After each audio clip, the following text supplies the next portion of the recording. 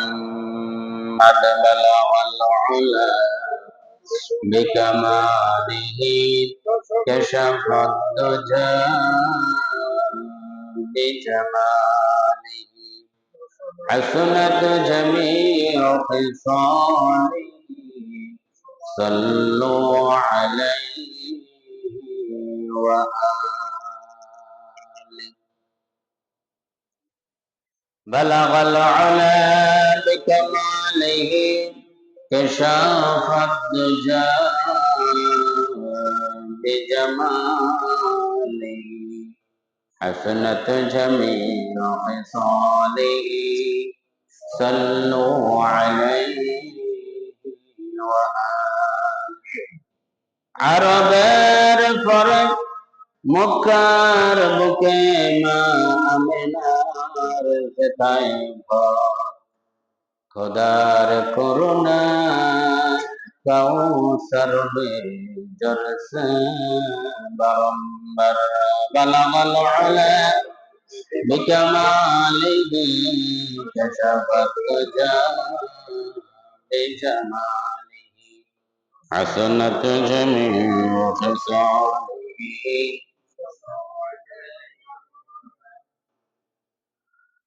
অর্ধ পৃথিবী করেছ শাসন ধুলার তখতে বসে অর্ধ পৃথিবী করেছ শাসন ধুলার তখতে বসে খেজুর পাতার প্রাসাদ তোমার বারে বারে গেছে খসে বালাগাল আলা বিকামালিহি শাবাত জা বিজামালিহি হাসানাত জামিউ হিসালিহি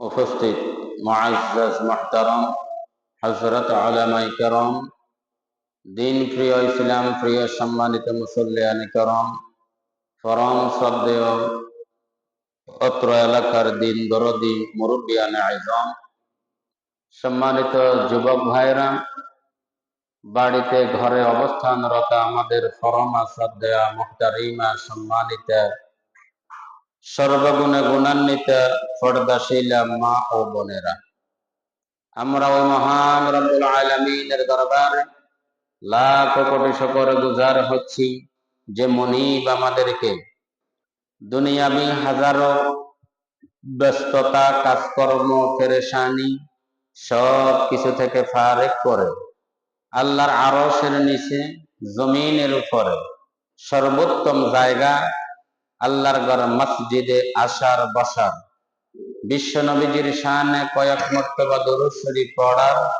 যে সৌভাগ্য দান করলেন সেই মুনিবের দরবারে আমরা সকলে পড়ছি আলহামদুলিল্লাহ। হাজারো দরুদ বিশ্ব মানবতার মুক্তির দূত মুসলমানদের শিক্ষক দো জাহানের বাদশাহ সরকার দু আলম সৈয়দুল মুরসালিন ইমামুল মুরসালিন খাতামুন নবিয়্যিন নবী মুহাম্মদুর রাসূলুল্লাহ সাল্লাল্লাহু আলাইহি ওয়াসাল্লাম রওজা মুবারক। আমরা কোরআন এবং হাদিসের আলোকেই আলোচনা শুনবো বলি ইনশাআল্লাহ। সকলে বলি ইনশাআল্লাহ। সম্মানিত উপস্থিতি, আপনাদের স্মরণ আছে আমি গত 2 জুমা আগে আপনাদের খেদমতে নবীজি আমাদের প্যারা নবী রাসূল করিম সাল্লাল্লাহু আলাইহি ওয়াসাল্লামের মেরাজ থেকে আলোচনা শুরু করেছি। আজকেও তারই ধারাবাহিকতায় আমি সেখান থেকেই আলোচনাটি আবার শুরু করব বলে ইনশাআল্লাহ। সকলে বলেন ইনশাআল্লাহ। এখনো যারা বাড়িতে ঘরে রাস্তাঘাটে দোকানে পাটে বসা আছেন, আমরা খুব দ্রুত চেষ্টা করব ইনশাআল্লাহ মসজিদে এসে আমাদের সাথে যেন আপনারাও শরীক হতে পারেন, আমরা সকল ভাইদেরকে সবিনয় অনুরোধ করছি। তো আসুন কারণ সময় কম, কথা অনেক বেশি। এই অল্প সময়ের ভিতরে অনেক কথা বলা, যদি আল্লাহ পাক আমাদেরকে তৌফিক দেয়, তাহলে আমি নির্ধারিত সময়ের মধ্যেই আলোচনাটি শেষ করার চেষ্টা করব ইনশাআল্লাহ। তো আসুন আপনাদেরকে আমি একটু স্মরণ করিয়ে দিই।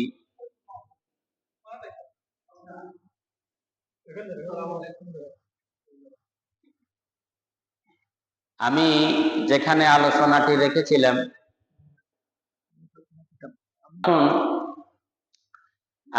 আলোচনাটি রেখেছিলাম, আপনাদের নিশ্চয় স্মরণ আছে যে রাসূল করিম সাল্লাল্লাহু আলাইহি ওয়াসাল্লামের প্রাণের স্ত্রী খাদিজাতুল কুবরা উম্মুল মুমিনিন রাদিয়াল্লাহু তাআলা আনহা তিনি ইন্তেকাল করেছেন, এবং রাসূলের একজন প্রিয় মানুষ, রাসূলের অভিভাবক ছিলেন চাচা আবু তালেব।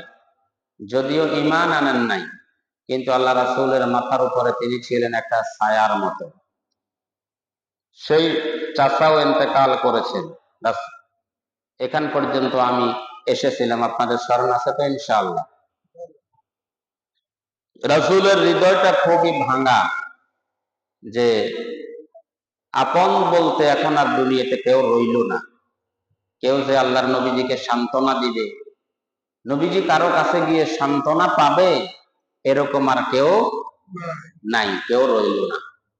নবীজির হৃদয়টা বড় ভাঙা, মনটা বড় ভাঙা, আল্লাহর নবীজির হৃদয়টা বড় ভাঙা। প্যারে স্ত্রী খাদিজাতুল কুবরা উম্মুল মুমিনিন খাদিজাতুল কুবরা রাদিয়াল্লাহু তাআলা আনহা তিনি ইন্তেকাল করেছেন।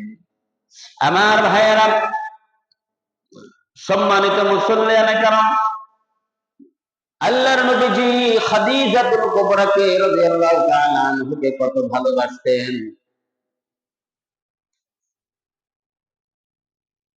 পেয়ারা স্ত্রী যখন ইন্তেকাল করেছেন, আল্লাহর নবী নিজ হাতে জাবাল হাজুনের পদদেশে, যে পাহাড়টা খানায় কাবা থেকে মসজিদে হারাম থেকে নিকটেই দেখা যায়, অনেক বড় পাহাড় জাবাল হাজুন।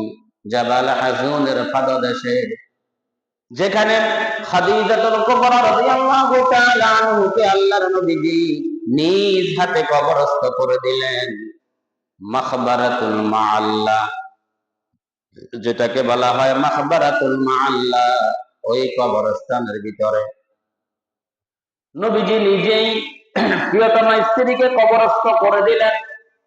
এরপরে আল্লাহর নবী জানাজা দাফন সম্পন্ন হয়ে গেল, কবরের পাশে দাঁড়িয়ে দাঁড়িয়ে কান্না করতেছেন। সাহাবায়ে কেরামরা সবাই বাড়ির দিকে রওনা করেছেন। আল্লাহর নবীজি বাড়ির দিকে যায় না, খাদিজাতুল কুবরার কবরের পাশে দাঁড়িয়ে নবীজি কাঁদতেছেন। হযরত আবু বকর সিদ্দিক রাদিয়াল্লাহু তাআলা আনহু বলেন, ইয়া রাসূলুল্লাহ, ইয়া হাবিবাল্লাহ, সবাই তো বাড়ির দিকে চলে গেল, চলেন আমরাও বাড়ির দিকে যাই। আল্লাহর নবীজি বলেন, ও আবু বকর, তুমি যাও। তুমি তো জানো না আবু বকর, কাকে কবরস্থানের ভিতরে আমি কবরস্থ করে দিলাম। যে খাদিজা তার জীবনের সব কিছু দিয়ে আমি মুহাম্মদকে ভালোবেসেছে, তার যত সম্পদ ছিল সব সম্পদ গুলি আমি মুহাম্মদের কদম মোবারকে দিয়ে উৎসর্গ করে দিয়েছে। ও আবু বকর, তুমি জানো না আমি এখানে কাকে রেখে দিয়েছি। আল্লাহু আকবার। আল্লাহর নবীজি ফরমান, ও আবু বকর, তুমি যাও। আমি যাব না, তুমি চলে যাও। একটু পরেই তো খাদিজার কবরের ভিতরে দুইজন ফেরেশতা প্রবেশ করবে। খাদিজাকে তিনটা প্রশ্নের সম্মুখীন হতে হবে, তিনটা প্রশ্ন করা হবে। ও আবু বকর, তুমি যাও, আমি খাদিজার হয়ে তিনটা প্রশ্নের জবাব দিয়ে তারপরে আমি বাড়িতে যাব। কি ভালোবাসা, কি মহাব্বত স্ত্রীর প্রতি, ঠিক কিনা বলেন? আর আমাদের অবস্থা হইল, তরকারিতে লবণ বেশি কেন হইল, দে পিঠা, ঠিক কিনা বলেন? তরকারিতে জাল কেন বেশি হইল, দে মায়ের, আছে না নাই? একটু বেশ কম হইলে গালি গালাজ, গাল মন্দ, আছে না নাই? আমাদের ভিতরে হইল এটা সেই নবীর উম্মত আমরা।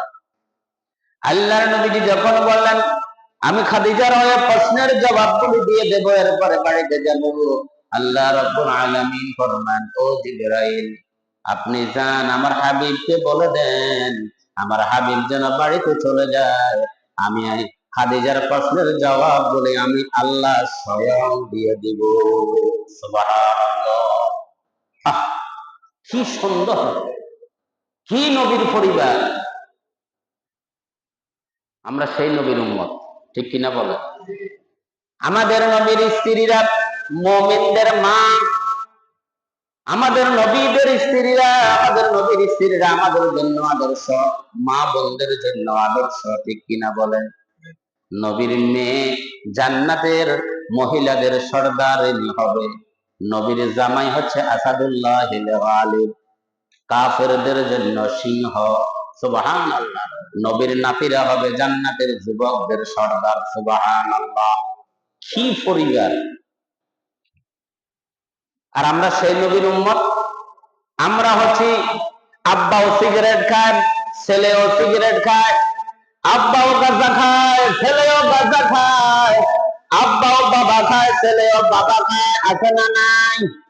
আব্বাও বেনামাজি, ছেলেও বেনামাজি, আব্বাও সুদের কারবার করে, ছেলেও সুদের কারবার করে, আব্বাও ঘুষের কারবার করে, ছেলেও ঘুষের কারবার করে, আব্বাও 2 নম্বর কাজের সাথে জড়িত, ছেলেও 2 নম্বর কাজের সাথে জড়িত। এরকম আছে না নাই? বাপ কা বেটা, কি বাপ কা বেটা, ঠিক কিনা বলো? কি নবীর উম্মত আমরা। আমার ভাইয়েরা, আমার বাবাজিরা, নবী কেমন ভালোবাসতেন বিবিকে। খাদিজাতুল কুবরা দুনিয়াতে নাই, দুনিয়া থেকে চলে গেছেন। আল্লাহর নবী প্রায় সময় বিবিদের সামনে, ওনার পরে যাদেরকে বিয়ে করলেন ওই সমস্ত বিবিদের সামনে খাদিজার প্রশংসা করতেন।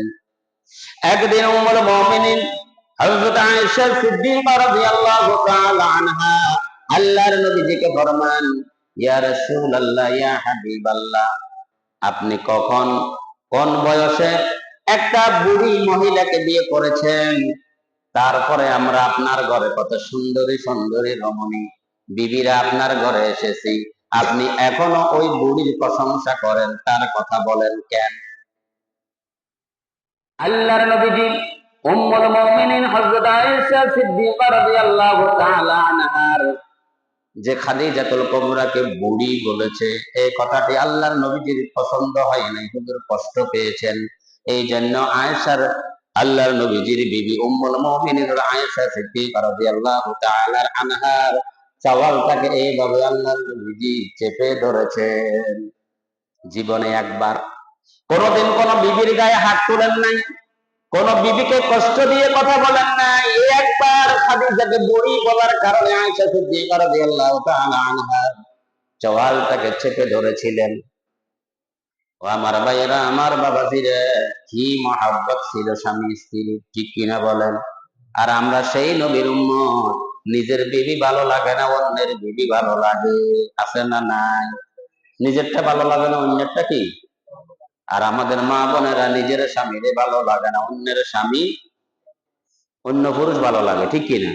নিজের স্বামীর সামনে কোনো সাজগোজ নাই, নিজের স্বামীর সামনে নিজেকে পরিপাটি করে উপস্থাপন করে না আমাদের মা বোনেরা। সাজগোজ যা করে, পরিপাটি যা করে, পরপুরুষের সামনে যাওয়ার সময় করে, বাজারে যাওয়ার সময়, মার্কেটে যাওয়ার সময়, কারো বাড়িতে অনুষ্ঠানে যাওয়ার সময় সব সাজগোজ করে, আর স্বামীর সামনে আসে যেন একটা ভিক্ষুক মহিলার মতো। কোন আছে না নাই? জায়গায় চিনি না, কোন জায়গায় কি করবে এটা জানে। আল্লাহ আমাদেরকে বোঝার তৌফিক দেন বলিয়া। আমাদের নবীজির যেটা বলতেছিলাম, হুজুরের হৃদয়টা বড় ভাঙা। আল্লাহ রাব্বুল আলামিন সিদ্ধান্ত নিলেন আল্লাহর নবীজিকে তিনি সারপ্রাইজ দিবেন, স্পেশাল পুরস্কার দিবেন। এই জন্য আল্লাহ রাব্বুল আলামিন প্ল্যান করলেন, প্রোগ্রাম করলেন, কত প্ল্যান আর কত প্রোগ্রাম। আল্লাহ রাব্বুল আলামিন বলতেছে, ও জিবরাইল, আমি আমার নবীকে স্পেশাল সারপ্রাইজ দিতে চাই, স্পেশাল পুরস্কার দিতে চাই। এই পুরস্কারটাও জিবরাইল আপনার হাত দিয়ে নয়, আমি আল্লাহ সরাসরি আমি আমার কুদরতি হাত দিয়ে দিতে চাই। সুবহানাল্লাহ। ও জিবরাইল আপনি যান, ও জিবরাইল আপনি যান, আমার নবীকে জমিন থেকে এক টান দিয়ে আসমানে নিয়ে আসেন। সুবহানাল্লাহ। এরপরে আমি আমার নবীকে নিজ হাতে আমি আমার নবীকে স্পেশাল সারপ্রাইজ দিতে চাই। সুবহানাল্লাহ। আল্লাহর নবীজি বর্মান বুখারী শরীফের বর্ণনা 349 নম্বর হাদিস। হাদিসটা বড় লম্বা, ছোট একটু অংশ আপনাদেরকে বলি। হযরত আনাস ইবনে মালিক রাদিয়াল্লাহু তাআলা আনহু থেকে বর্ণিত, তিনি ফরমান, কানা আবু যর রাদিয়াল্লাহু তাআলা আনহু ইউহাদ্দিসু আন্না রাসূলুল্লাহি সাল্লাল্লাহু আলাইহি ওয়াসাল্লাম ক্বাল ফাখরিজা আন সাকফি বাইতি ওয়া আনা বিমাক্কাহ। আল্লাহর নবীজি ফরমান, আমি এক রাত্রে খানায়ে কাবার নিকটে, খানায়ে কাবার চত্বরে তার নিকটে আমার ফুফু উম্মে হানির ঘরে আমি শোয়া ছিলাম, আমি ঘুমন্ত অবস্থায় ছিলাম। হঠাৎ করে ওই রাত্রে আমি যে ঘরে ঘুমানো অবস্থায় ছিলাম, ওই ঘরের ছাদটা ছিদ্র করা হলো। ছাদ কি করা হয়েছে? যে ঘরে আল্লাহর নবী ঘুমানো অবস্থায় ছিল, ওই ঘরের ছাদটাকে ছিদ্র করা হয়েছে। কি করছে? ছিদ্র করা হয়েছে। এরপরে আল্লাহর নবীজি ফরমান, ওই ছিদ্র দিয়া নাযালা নাযালা ফানাযালা জিবরাইল, ফানাযালা জিবরাইল। এক বর্ণনায় এসেছে হযরত জিবরাইল ওই ছিদ্র দিয়ে ওই ঘরের ভিতরে প্রবেশ করেছেন। সুবহানাল্লাহ। আরেক বর্ণনায় এসেছে তিনজন ফেরেশতা এসেছেন, জিবরাইল ছিল, ইসরাফিল ছিল, মিকাইল ছিল, তিনজন ফেরেশতা এসেছেন। আবার কোন কোন বর্ণনায় এসেছে দুইজন ফেরেশতা, জিবরাইল ছিল আর ইসরাফিল ছিল। ওই ছিদ্র দিয়া ঘরের ভিতরে ঢুকছেন। এখন প্রশ্ন জাগতে পারে যে আল্লাহর নবীজির কাছে তো জিবরাইল তো এরকম বহুবার আসছে, আরো আসছে না ওহী নিয়ে আসে, তো কোন সময় তো ঘর ছিদ্র করে আসে না, তো এইবার কেন ছিদ্র করে আসা লাগলো কেন? সম্মানিত মুসলিয়ানে কারণ এই হাদিসের বর্ণনায় সকল মুহাদ্দিসিনে কেরাম একমত, সকল মুহাদ্দিসিনে কেরামদের মতে যে এইটা হচ্ছে একটা অস্বাভাবিক ঘটনা, একটা অস্বাভাবিক ঘটনা। ঘরের ছাদকে ছিদ্র করে জিবরাইল আমিন ঘরের ভিতরে প্রবেশ করলেন। এটার মধ্য দিয়ে আল্লাহ রাব্বুল আলামিন আল্লাহর নবীজিকে বোঝাতে চায়, ও নবী, আজকে আপনার কাছে আমি অস্বাভাবিক একটা অঘটন, অস্বাভাবিক একটা অঘটন ঘটিয়ে দিতে চাই। যে ঘটনাটা কোনো স্বাভাবিক ঘটনা নয়, এটা হচ্ছে একটা অস্বাভাবিক ঘটনা। সুবহানাল্লাহ। যেন দুনিয়ার মানুষেরা বুঝে এটা ছিল একটা অস্বাভাবিক ঘটনা। আল্লাহু আকবার। তাহলে নবীজি বলতেছেন, জিবরাইল আমিন আমার ঘরের ভিতরে প্রবেশ করতে, সাথে আরো দুইজন ফেরেশতা ছিল। ফেরেশতারা এসে, আমি তখন ঘুমেছিলাম, আল্লাহর নবীজি বর্ণনা করেন, আমি তখন ঘুমেছিলাম, আমাকে ঘুম থেকে জাগ্রত করা হলো। এরপরে আমি দেখলাম ওই যে ঘরটাকে যে ছিদ্র করা হয়েছে, ওই ছিদ্রটা আমি নবী, আমি আমার নিজ চোখ মোবারক দিয়ে দেখেছি। সুবহানাল্লাহ। এরপরে ছিদ্রটা আবার বন্ধ হয়ে গেল। আমাকে ওই ফেরেশতারা ঘুম থেকে উঠিয়ে এখান থেকে আমাকে নিয়ে যাওয়া হলো খানায়ে কাবার পাশে হাতিমে কাবা। যারা আপনারা হজ উমরায় গিয়েছেন, যারা সৌদি আরবে থেকেছেন, যারা আপনারা খানায়ে কাবা তাওয়াফ করেছেন, আপনারা দেখেছেন কাবা শরীফের পাশে ছোট্ট একটা জায়গা ইট দিয়ে ঘেরাও করা আছে, ওই জায়গাটাকে বলে হাতিমে কাবা। আমাকে ফেরেশতারা এখান থেকে উঠিয়ে হাতিমে কাবায় নিয়ে আমাকে শুইয়ে দিল। সুবহানাল্লাহ। আল্লাহর নবীজি ফরমান, আমাকে শুইয়ে দিল। এরপরে ফাফারাজা সাদরিহি, এরপরে আমার গলা থেকে নাভি পর্যন্ত আমার বডিটাকে, আমার বুকটাকে দ্বিখণ্ডিত করা হলো। সুবহানাল্লাহ। সিনা বিদরণ, সিনা সাক, সাক্ষ সদর, যেটা আমার ভাইয়েরা আমার নবীজির জীবনে কমপক্ষে দুইবার, কোন কোন বর্ণনা আরো বেশি পাওয়া যায়, দুইবারের মক্কায় হচ্ছে শক্ত মজবুত। একবার আল্লাহর নবীজি যখন দুধমা হালিমাতুস সাদিয়া রাদিয়াল্লাহু তাআলা আনহার বাড়িতে যখন দুধ পান করার জন্য গিয়েছিলেন, ওই সময় আল্লাহর নবীজির জীবনে একবার সিনা চাক শক্ত সদর হয়েছে। আল্লাহর নবীজির সিনাকে, আল্লাহর নবীজির বুকটাকে ছেড়ে সিনা বিদরণ করা হয়েছে। এরপরে আরেকবার মেরাজের রাত্রে আল্লাহর নবীজির সিনাকে সাক্ষ্য সদর করা হয়েছে। সুবহানাল্লাহ। যেটা আর কোন নবীর জীবনে আসে নাই, আর কোন নবীজিকে এটা করে নাই। ফাফরাজা সাদরিহি, আল্লাহর নবী ফরমান, আমার পুরো গলা থেকে নাভি পর্যন্ত পুরো বুক মোবারকটাকে কেটে ফেলা হলো। সুবহানাল্লাহ। এখান থেকে এসেছে। আমাদের দেশে মানুষেরা অনেকের আছে যাদেরকে ওপেন হার্ট সার্জারি করা হয়, আছে না এরকম লোক? পুরো পেটটাকে কেটে ভিতর থেকে সব বাহির করে সুন্দর করে ধুইয়ে পরিষ্কার করে যা যা করার দরকার আবার সবগুলা ভিতরে রাখা সিলাই করে দিলে লোকটা বাঁচে, আছে না নাই? এটা হচ্ছে আল্লাহর নবীজির এই সদা সিনা চাক থেকে চিকিৎসা বিজ্ঞান আজকে এটাকে আবিষ্কার করেছে। সুবহানাল্লাহ। সর্বপ্রথম এই ওপেন হার্ট সার্জারি হয়েছে আমাদের প্রিয় নবী মুহাম্মদ রাসূলুল্লাহ সাল্লাল্লাহু আলাইহি ওয়াসাল্লাম। আর কোন নবীর সিনা চাক হয় নাই। আল্লাহর নবীজি ফরমান, আমার বুকটাকে ছিঁড়ে, আমার বুক মোবারকটাকে ছিঁড়ে দ্বিখণ্ডিত করা হলো। এরপরে ভিতর থেকে আমার কলবটাকে বের করা হলো, দিলটাকে বের করা হলো। এরপরে আমার ঈমান আর আমার হিকমতটাকেও একসাথ করা হলো।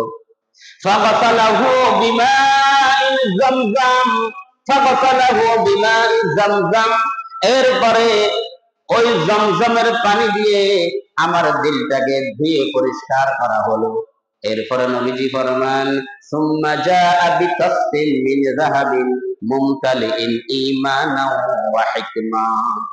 আল্লাহর নবীজি ফরমান, এরপরে আমার এই দিলটাকে ধুয়ে পরিষ্কার করে ঈমান আর হিকমতটাকে আবার একসাথে দিলের সাথে দিয়ে ভিতরে রেখে দেওয়া হলো। সুবহানাল্লাহ। ফাগফারাহু ফাগফারাহু ফি সাদরিহি, ফাগফারাহু ফি সাদরিহি। এরপরে সবটাকে দিলটাকে আবার আমার ভিতরে রেখে দেওয়া হলো। এরপরে কি করা হলো তোমরা জানো? সুম্মা আসবাক, এরপরে আমার পুরা দিলটাকে, পুরা বডিটাকে আবার সিলাই করে আবার অপারেশনটাকে সম্পূর্ণ করা হলো। সুবহানাল্লাহ।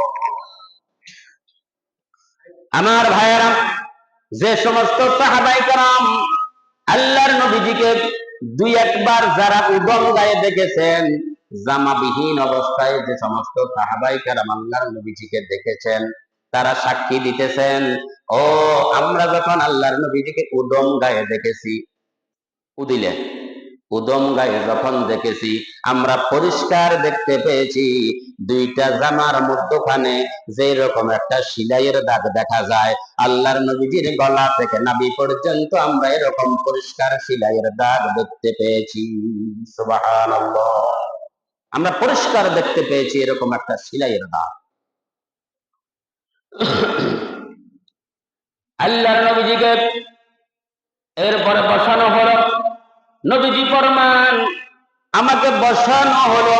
এরপর মুসলিম শরীফের বর্ণনায় 300 নম্বর হাদিস, যেটা আপনারা অ্যাপস এর মাধ্যমে পড়েন, আর আমরা যেটা মাদ্রাসায় পড়েছি পাঠ্য বইতে মূল কিতাবের হচ্ছে 162 নম্বর হাদিস।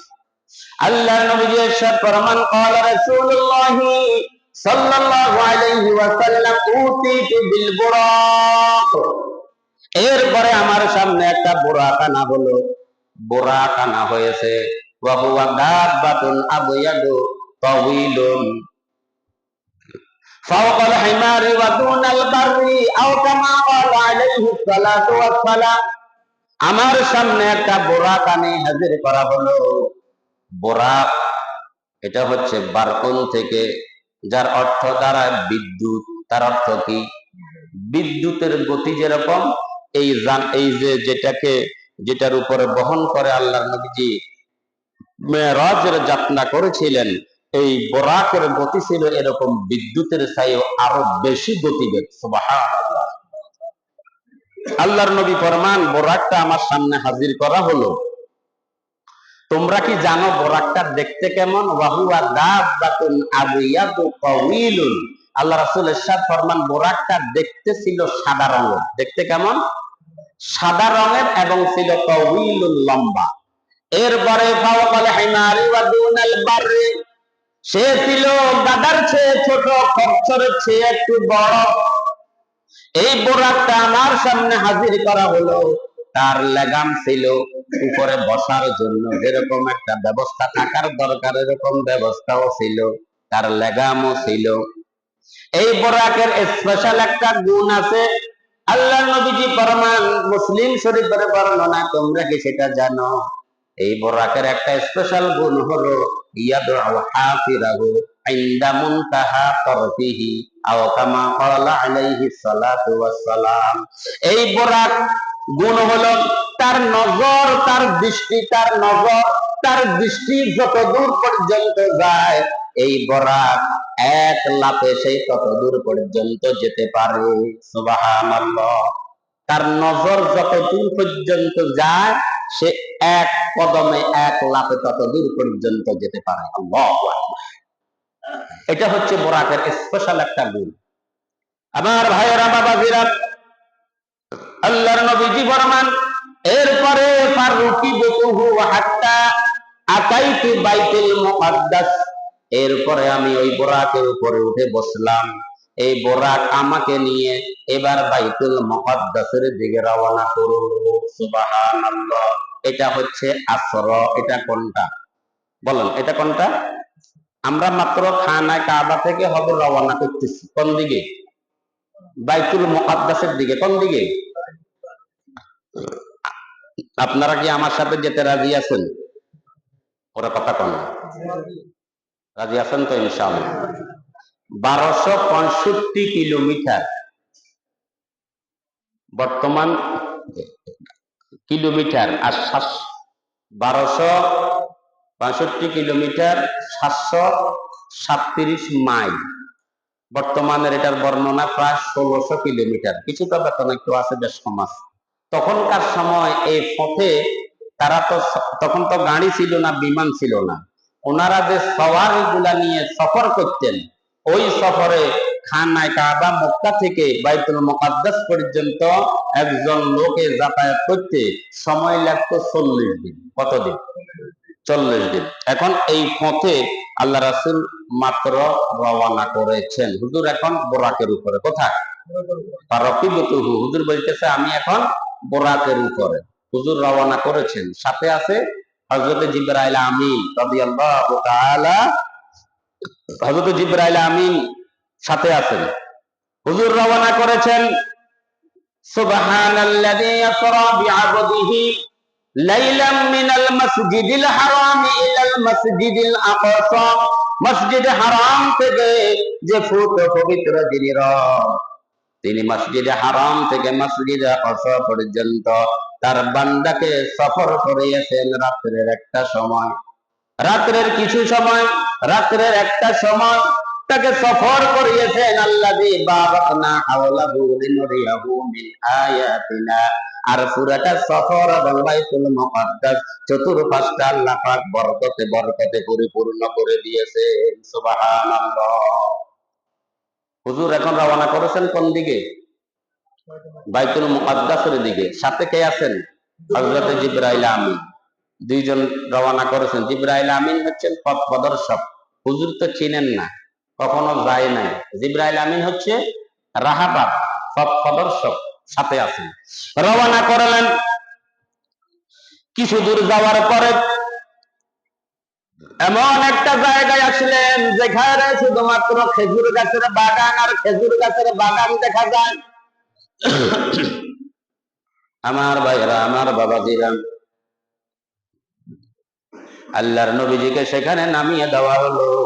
জিবরাইল আমিন বললেন, হুজুর আপনি এখানে নামেন, এখানে নেমে আপনি 2 রাকাত নামাজ আদায় করেন। আল্লাহর নবীজি 2 রাকাত নামাজ এখানে আদায় করলেন। এরপরে প্রশ্ন করলেন, ও জিবরাইল এটা কোন জায়গা? জিবরাইল আমিন বলেন, এটা হচ্ছে ইয়াসরিব, এটা হচ্ছে ইয়াসরিব। আপনি কিছুদিন পরে মক্কা থেকে আপনি হিজরত করবেন, আর এই জায়গায় আসবেন। আপনি আসার পরে এই জায়গার নাম হবে মদিনাতুর রাসূল। সুবহানাল্লাহ, আল্লাহু আকবার। হুজুর আপনি এখানে দোয়া করেন। আমার ভাইরা, যেটা বলতেছিলাম যে সিনা সাক শুধুমাত্র আমাদের নবীর হয়েছে, আর কোন নবী হয় নাই। সাহেবে মেরাজ শুধুমাত্র আমাদের নবীর হয়েছে, আর কোন নবীর জীবনে মেরাজ হয় নাই, আর কোন নবীর জীবনে মেরাজ হয় নাই। আমার ভাইরা, আমার বাবাদিরা, সাহিবুস শাফা, কিয়ামতে হাশরের ময়দানে আল্লাহর আদালতে শুধুমাত্র সুপারিশ করার ক্ষমতা থাকবে সেই দিন শুধুমাত্র আমার নবী, আপনার নবী, শুধুমাত্র শ্রেষ্ঠ নবী মুহাম্মদুর রাসূলুল্লাহ সাল্লাল্লাহু আলাইহি ওয়াসাল্লামের। আর কোন নবী সেদিন সুপারিশ করার কোন ক্ষমতা থাকবে না। আমার ভাইয়েরা, আমার বাবাজিরা, কিয়ামতে হাশরের ময়দানে বাপ ছেলেকে দেখলে দৌড় দিবে, ছেলে বাবাকে দেখলে দৌড় দিবে, মা মেয়েকে দেখলে দৌড় দিবে, মেয়ে মাকে দেখলে দৌড় দিবে, পালায়ন করবে একজন আর একজন থেকে। স্বামী স্ত্রীকে দেখলে পালায়ন করবে, স্ত্রী স্বামীকে দেখলে পালায়ন করবে, কেউ কাউকে পরিচয় দিবে না। একটা মাত্র সেদিন জিকির হবে, নবীদেরও জিকির, উম্মতেরও জিকির। সেই জিকির হচ্ছে ইয়া নাফসি ইয়া নাফসি ইয়া নাফসি। আল্লাহু আকবার। উম্মতেরা দৌড়াবেন, বেকরার হয়ে যাবে। আমরা সেদিন বেকরার হয়ে যাব, পাগল হয়ে যাব। কারো কোনো হোশ থাকবে না, কারো কোনো হোশ থাকবে না।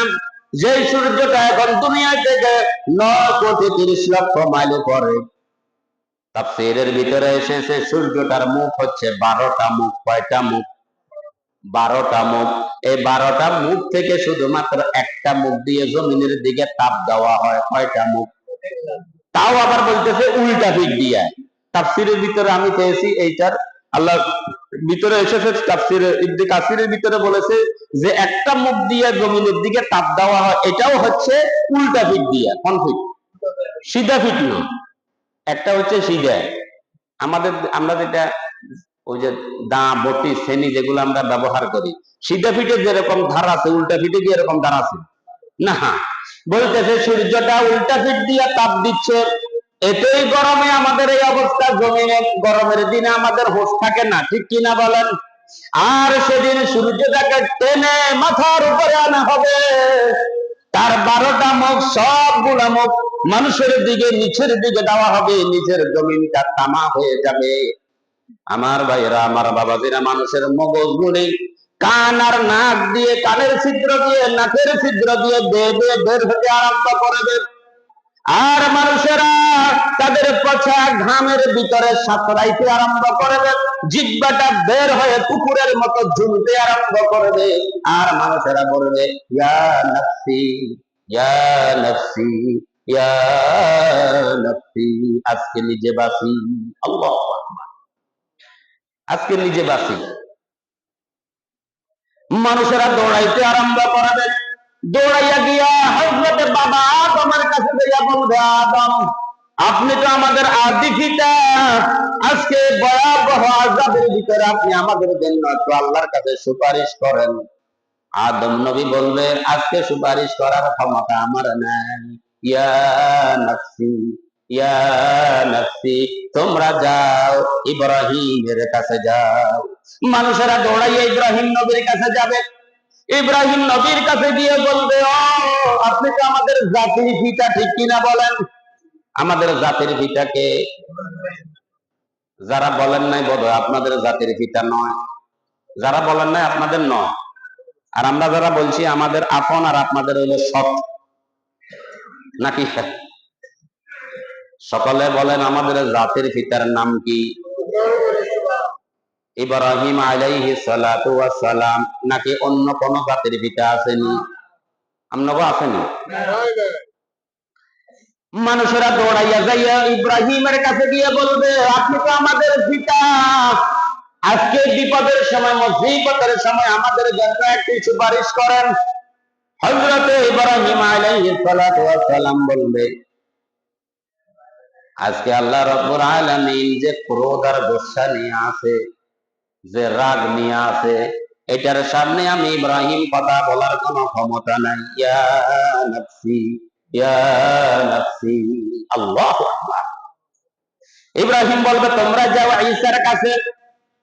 সব মানুষেরা দৌড়াইয়া যাইবে ঈসা আলাইহিস সালাতু ওয়াস সালামের কাছে গিয়ে বলবেন, ও নবী ঈসা, আপনি আমাদের জন্য একটু সুপারিশ করেন। হযরত ঈসা আলাইহিস সালাতু ওয়াস সালাম বলবে, আজকে আমার সুপারিশ করার কোনো ক্ষমতা নাই। আল্লাহর যে রাগের সামনে, আল্লাহ যে ক্রোধ নিয়ে আছে, আল্লাহর সামনে কথা বলার কোনো ক্ষমতা আমার নাই। লিমানিল মুলকুল ইয়াউম। আমাদের দেশে অনেকেরা বলে নামাজ পড়ে না, রোজা রাখে না, হজ করে না, যাকাত দেয় না, ইসলাম বিরোধী, কোরআন বিরোধী, হাদিস বিরোধী, নবী বিরোধী, এরকম কিছু লোক আছে না নাই? সুদ খায়, ঘুষ খায়, ন্যায় নাই, অন্যায় নাই, এদের কাছে হারাম হালালের কোনো পালাই নাই, এরকম কিছু সমাজে আছে না নাই? আছে। এরা কিন্তু যখন আপনি বলবেন, বলে ভাই এগুলা ছাড়িবে, এত দূর মিয়া, আল্লাহ ধরব তো, ও আল্লাহ রহমান, আল্লাহ মাফ করে দিব, আল্লাহ দয়াল, এত ওয়াজ করে দিছে কিয়া, ও আল্লাহ দয়ালু, আল্লাহ মাফ করে দিব।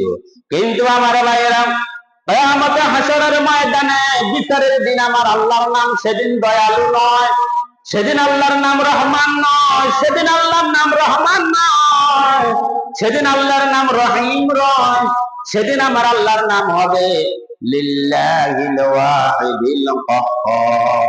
আল্লাহু আকবার। সেদিন আমার আল্লাহর নাম হবে কাহ্হার, যার কাছে দয়াও নাই, মায়াও নাই, কিচ্ছু নাই। সেদিন আমার আল্লাহ বলবে, দুনিয়ার সকল দাম্ভিক নেতাদেরকে দাঁড়া করিয়ে, সকল স্বৈরাচারকে দাঁড়া করিয়ে আমার আল্লাহ বলবেন, ও স্বৈরাচারেরা, ও দাম্ভিকেরা, দুনিয়াতে তো অনেক বড় বড় দাম্ভ করেছ, অনেক ক্ষমতার বাহাদুরি দেখিয়েছ, আজকে আমি আল্লাহর সামনে একটু তোমার ক্ষমতাটা দেখাও। লিমানিল মুলকুল ইয়াউম। আজকে ক্ষমতা কার? আজকে ক্ষমতা কার? দুনিয়াতে তো অনেক ক্ষমতা দেখাইছো, অনেক বাহাদুরি দেখাইছো, তোমার শক্তি দেখাইছো, মানুষদেরকে তুমি মিথ্যা কথা বলে, মিথ্যা সাক্ষী দিয়ে, মিথ্যা রায় দিয়ে ফাঁসি দিতে পেরেছ, মানুষের উপরে জুলুম করতে পেরেছ, স্টিম রোলার চালিয়েছ, নির্যাতনের মাজলুম মানুষের উপরে তুমি যে অত্যাচার করেছ। আজকে আমি একটু দেখতে চাই, লিমানিল মুলকুল ইয়াউম, আজকে তোমার ক্ষমতা কে? সেদিন আল্লাহ প্রশ্ন করবে, লিমানিল মুলকুল ইয়াউম, আজকে তোমার ক্ষমতা কই, একটু দেখাও না। কি কোন? সেদিন দেখাইবো তো কেন? ইয়া নাফসি ইয়া নাফসি। হযরত ঈসা আলাইহিস সালাতু ওয়াস সালাম বলবে, ও মানুষেরা, এদিক সেদিকে দৌড়াইয়া কোনো লাভ নাই, যাও মাকামে মাহমুদের ভিতরে যাইয়া দেখো, সেখানে আখির নবী মুহাম্মদ রাসূলুল্লাহ সাল্লাল্লাহু আলাইহি ওয়াসাল্লাম সিজদায় পড়ে আছে, আর তিনি, ওনার জিকির হচ্ছে ইয়া উম্মতি ইয়া উম্মতি ইয়া উম্মতি ইয়া উম্মতি। মুহাম্মদ সাল্লাল্লাহু আলাইহি ওয়াসাল্লামের কাছে যাও। সকল মানুষেরা দৌড়াইয়া যাইয়া মাকামে মাহমুদের ভিতরে যাইয়া দেখবে আল্লাহর নবীজি সিজদায় পড়ে আছে, আর আল্লাহর নবীজি কাঁদতেছে, ইয়া উম্মতি ইয়া উম্মতি ইয়া উম্মতি। আল্লাহু আকবার। আমার ভাইয়েরা, সিনা চাক কোন নবীর হয় না, অন্য কোন নবীর হয় নাই, সাহাবে মেরাজ অন্য কোন নবীর হয় নাই। আমার ভাইয়েরা, আমার বাবাজিরা, সাহিবুস সাফা আর কোন নবী পাবে না এই সুযোগ আমাদের নবী ছাড়া। এইরকম একজন নবীর উম্মত হতে পেরে আপনারা খুশি না বেজার? সবাই খুশি? বাসা কসাম তে হাসতাম উম্মতে তু, বাসা কসাম তে হাসতাম উম্মতে তু, গুনাহগার হাম ওয়ালেকিন খুশনসিবাম, গুনাহগার হাম ওয়ালেকিন খুশনসিবাম। আল্লাহু আকবার। কবি আল্লামা ইকবাল বলতেছে, আমরা গুনাহগার, গুনাহগার হইলেও আমাদের কপালটা ভালো, আমরা এই রকম একজন নবীর উম্মত হতে পেরেছি। সুবহানাল্লাহ। আমাদের দেশের এক শ্রেণীর লোক আছে না, চুরি করে, ডাকাতি করে, নামাজ নাই, রোজা নাই, আল্লাহ নাই, এরপরে হাতে কয় আমার ঈমান আছে। এদের কি আছে? ঈমান আছে। এক আলেম বয়ান করতেছে, যারা কবিরা গুনাহ করে তাদের ঈমান থাকে না। তাদের কি থাকে না? কবিরা গুনাহ করলে ঈমান থাকে না। একজন দাঁড়িয়ে বলতেছে, হুজুর আমি কত কবিরা গুনাহ করলাম, আমার ঈমান যায় না। একজন দাঁড়ায় কয়, হুজুর আমি তো কত কবিরা গুনাহ করলাম, আমার তো ঈমান যায় না। হুজুরে কয় কেমনে? হুজুর আমার নাম হইল ঈমান আলী। এটার নাম কি? এরকম ঈমান আলী আমাদের সমাজে আছে না নাই? যত কবিরা গুনাহ করা, ওই গুণের ঈমান যায় না। এগুলোর ঈমান কি যায় না? ইচ্ছা করে নামাজ ছেড়ে দে। এই মেরাজে আমাদের প্রাপ্তি হলো, আমরা নামাজের মতো নিয়ামত পেয়েছি। আল্লাহু আকবার। নামাজের ভিতরে বান্দা যখন দাঁড়ায়, নামাজের ভিতরে বান্দা যখন দাঁড়ায়, আমার নবী ফরমান, তুমি যখন নামাজের ভিতরে দাঁড়িয়ে সূরা ফাতিহা পড়া আরম্ভ করো, তোমার সাথে সরাসরি আল্লাহ জবাব তোমার দিতে থাকে। সুবহানাল্লাহ। বান্দা যখন নামাজে দাঁড়ায়, বান্দা আল্লাহর মধ্যে সরাসরি কথা শুরু হয়ে যায়। আল্লাহু আকবার। আর বান্দা যখন সেজদায় যায়, বান্দার সাথে আর আল্লাহর সাথে মধ্যখানে কোনো হিজাব থাকে না, কোনো পর্দা থাকে না। আল্লাহু আকবার। কোরআন শরীফের আয়াত, সিজদার আয়াত, এই যে পুরোটা পড়লে সিজদা রং লাগবে, পুরোটা বলতেছি না, শেষ অংশ ওয়াসজুদ ওয়াকতারিব। বলেন ওয়াসজুদ ওয়াকতারিব। বান্দা যখন সিজদা দেয় তখন আল্লাহর কাছাকাছি চলে যায়, বান্দার সাথে আর আল্লাহর সাথে কোনো হিজাব থাকে না, কোনো পর্দা থাকে না। সুবহানাল্লাহ। ইচ্ছে করে নামাজ পড়ে না, নামাজের মতো নিয়ামত পাইয়া। এরকম লোক আছে না নাই সমাজে? আর আমরা যখন মসজিদের ইমাম সাহেবেরা এরকম যখন কোনো বেনামাজি মারা যায়, যখন আমরা বলি বেনামাজির জানাজা আমরা দিতে পারবো না, তখন এবার সমাজের লোক, সমাজের সভাপতি, সমাজের লিডার, মসজিদের সভাপতি, মসজিদের লিডারেরা এবার আমাদেরকে প্রেসার দেয়, হাতের জানাজা দিতেন না, মানিয়াম হাতের কি ওতে রাখি দিন না, হাতেরও ওতে রাখুন যেত না, হাতেরও সলিবদ্দি কলিবদ্দি টেডিয়া লাইগারে দিয়া জানাজা হওয়ায় কোনো রকম আলহামদুলিল্লাহ আলম তারা জানে কে একবারে দি জানাজা দিয়ে তারা খাওয়া লাগবে। এখানে কোনো আলেম দিয়ে জানাজা দেওয়া যাবে না, কোনো সুদখোরের জানাজা কোনো আলেম দিয়ে হবে না, কোনো বেনামাজির জানাজা কোনো আলেম দিয়ে হবে না। এটা শরীয়ত, এটা মাসালা। আমাদের সমাজগুলা, আমাদের এই সমাজে কিছু লোক আছে না ভালো মানুষ, নামাজি, মুত্তাকি, আল্লাহওয়ালা, এরকম কিছু লোক আছে না সমাজে? মানুষে সবাই এক বাক্যে বলে উনি খুব ভালো মানুষ, নামাজি, আল্লাহওয়ালা মানুষ। কিন্তু এই আল্লাহওয়ালা লোকটা যখন মারা যায়, তখন তার জন্য মসজিদে মাইকে এলান হয়, তার জন্য মসজিদ থেকে খাটিয়া নিয়ে যায়, তার জন্য মসজিদের ইমাম সাহেবের একাত্রিত দোয়া করে, তার জন্য সমাজের মুসল্লিরা একসাথে দোয়া করে। ঠিক কিনা বলেন? ঠিক তেমনি ভাবে একজন বেনামাজি যখন মারা যায়, সমাজের চিহ্নিত সুদখোর যখন মারা যায়, ঘুষখোর যখন মারা যায়, একটা বেপরদাশীল, একটা নষ্টা ভ্রষ্টা নারী যখন মারা যায়, তখন তার জন্য আমাদের সমাজের একই ব্যবস্থা। তার জন্য মসজিদে এলান হয়, তার জন্য মসজিদে খাটিয়া যায়, তার জন্য মসজিদের ইমাম সাহেবকে জানাজা দিতে হবে, তার জন্য মসজিদের ইমাম সাহেবের একাত্রিত হয়ে তার জন্য দোয়া করতে হবে। কেন রে ভাই? কেন? এই জন্যই তো বেনামাজিরা বেপরোয়া, এই জন্যই সুদখোরেরা বেপরোয়া। বেনামাজিরা মসজিদে আসে না, সুদখোরেরা মসজিদে আসে না, তারা ইমাম সাহেবদের বিরুদ্ধে কটাক্ষ করে, তারা মসজিদের বিরুদ্ধে কথা বলে, ফজরের নামাজে মুসল্লি পাওয়া যায় না। ঠিক কিনা বলেন? আমরা এই সমাজকে ভেঙে চুরে চুর মার করে দিতে চাই, এই সমাজ ব্যবস্থাকে আমরা উল্টিয়ে দিতে চাই। এই সমাজ ব্যবস্থা করে সমাজে চলতে পারে না।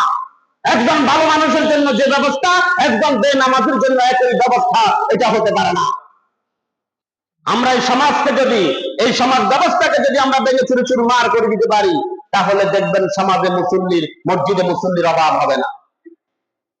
কারণ একজন বেনামাজি, একটা সুদখোর, হে জানে ও নামাজি মূল্য যে অবস্থা, আই মূল্য তো একই অবস্থা, তো অসুবিধা কি?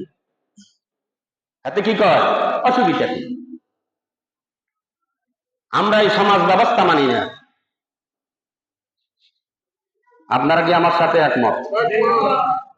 আমরা এটাকে পরিবর্তন করতে হবে। দুগা কারিগরে বিনা বিনা জানাজা খাদা আলাম না, দেখবেন সমাজ কেমনে পরিবর্তন, দেখবেন মসজিদে মুসল্লি কেমনে বাড়ে, এরপরে দেখবেন। আমার ভাইয়েরা, নবীজি এখন মদিনা মুনাওয়ারা, এরপরে আল্লাহর নবীজি এখান থেকে আবার বোরাকের উপরে উঠলেন, রওনা করলেন। এরপরে আল্লাহর নবীজি এখন তুর পাহাড়ের কিনারায় একটা পাহাড়ের নিচে আল্লাহর নবীজিকে অবতরণ করা হলো। জিবরাইল আমিন বলতেছে, ইয়া রাসূলুল্লাহ, আপনি এখানে অবতরণ করেন। আল্লাহর নবীজি বোরাক থেকে নামলেন, বললেন, হুজুর আপনি উপরের দিকে উঠেন। আল্লাহর নবীজি প্রশ্ন করলেন, ভাই জিবরাইল, এটা কোন জায়গা? হযরত জিবরাইল বললেন, ইয়া রাসূলুল্লাহ, ইয়া হাবিবাল্লাহ, এটা হচ্ছে তুর পাহাড়, যে পাহাড়ের উপরে, যে পাহাড়ের কথা কোরআনে আছে, যে পাহাড়ের নাম নিয়ে আল্লাহ রাব্বুল আলামিন কসম করেছেন, যে পাহাড়ের উপরে হযরত মূসা আলাইহিস সালাতু ওয়াস সালাম আল্লাহর সামনে আল্লাহর সাথে কথা বলেছেন, এটা সেই পাহাড়। নবীজি যখন মূসা আলাইহিস সালাতু ওয়াস সালামের কথা শুনলেন, সাথে সাথে আল্লাহর নবীজির জেহানে আসলো, মনে আসলো, এই তুর পাহাড়ের উপরে যখন উঠতেছিলেন হযরত মূসা, আল্লাহ রাব্বুল আলামিন সাথে সাথে বললেন, ও মূসা, আপনি আপনার কদম থেকে জুতাগুলি খুলিয়ে নেন, জুতাগুলি খুলে আপনি হাতে নেন। ও মূসা, এরপরে আপনি খালি পায়ে তুর পাহাড়ের উপরে উঠেন, কারণ আমার এই তুর পাহাড়ের ধুলাবালি এত বরকতওয়ালা, এত বরকতওয়ালা, এত সম্মানী।